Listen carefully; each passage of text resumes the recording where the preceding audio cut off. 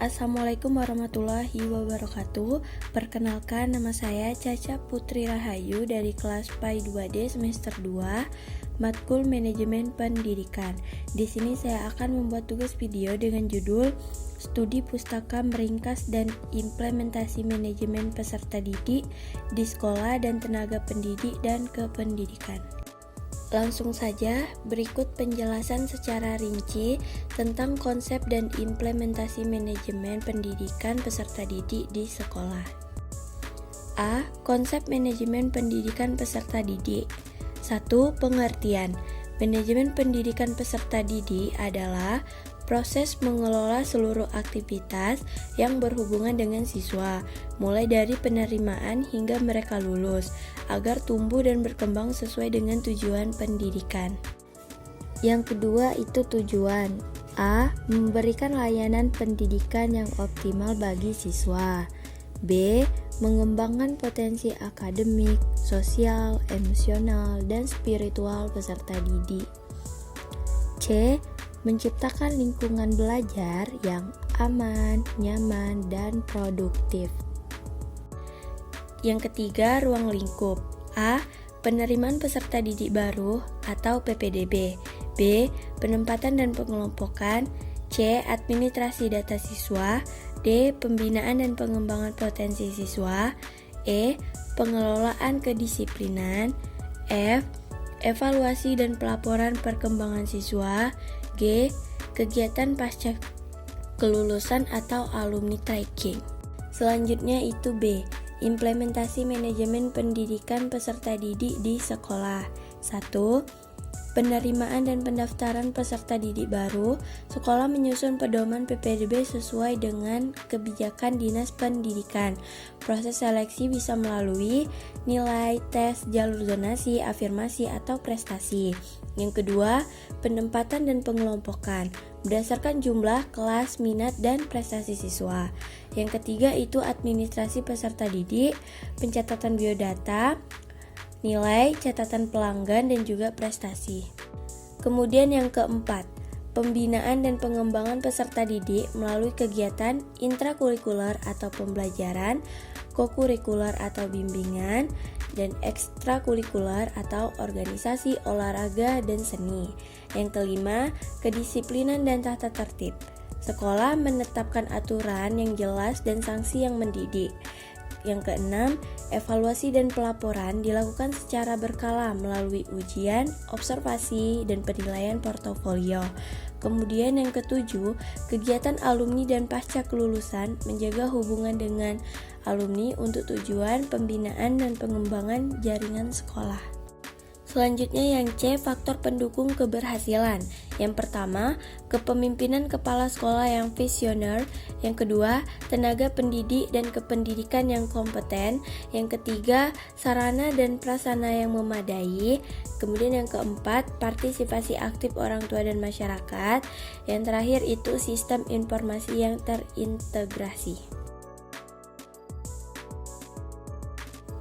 Selanjutnya itu materi kedua tentang konsep dan implementasi manajemen tenaga pendidik dan kependidikan.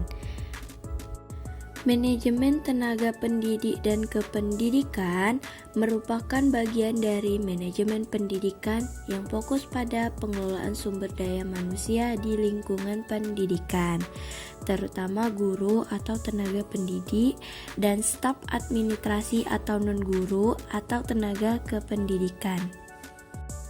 A. Konsep manajemen tenaga pendidik dan kependidikan. Yang pertama, tenaga pendidik, yaitu individu yang bertugas merancang, melaksanakan, dan mengevaluasi proses pembelajaran. Contohnya, guru, dosen, dan instruktur. Kemudian yang kedua, tenaga kependidikan, yaitu personel yang tidak secara langsung mengajar tetapi mendukung kelancaran proses pendidikan. Contohnya, kepala sekolah, tata usaha, pustakawan, dan juga laboran. Yang ketiga itu tujuan manajemen. Yang pertama, meningkatkan mutu pendidikan. Yang kedua, mengoptimalkan kerja SDM atau sumber daya manusia. Yang ketiga, menjamin kesejahteraan dan pengembangan karir. Kemudian yang terakhir, mewujudkan lingkungan kerja yang profesional. Kemudian yang keempat itu prinsip-prinsip. Yang pertama, efisiensi dan efektivitas. Yang kedua, keadilan dan transparansi. Yang ketiga, partisipasi dan penghargaan. Kemudian yang terakhir, pengembangan berkelanjutan. Selanjutnya itu B, implementasi manajemen tenaga pendidik dan kependidikan. Yang pertama, perencanaan SDM atau sumber daya manusia ada dua. Yang pertama, menentukan kebutuhan jumlah dan jenis tenaga pendidik atau kependidikan. Kemudian, merancang profil ideal tenaga kerja berdasarkan kompetensi dan beban kerja. Yang kedua, rekrutmen dan seleksi ada tiga. Yang pertama, pengumuman lowongan secara terbuka, kemudian proses seleksi administrasi tes kompetensi dan wawancara, yang terakhir penempatan sesuai bidang keahlian. Yang ketiga, pengembangan dan pelatihan ada tiga. Yang pertama, diklat atau pendidikan dan pelatihan berkelanjutan. Yang kedua ada workshop, seminar, sertifikasi profesional. Yang terakhir ada program magang atau pertukaran guru.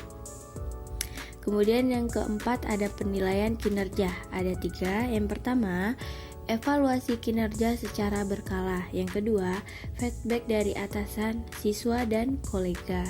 Yang terakhir, digunakan untuk promosi, mutasi, atau perbaikan kinerja.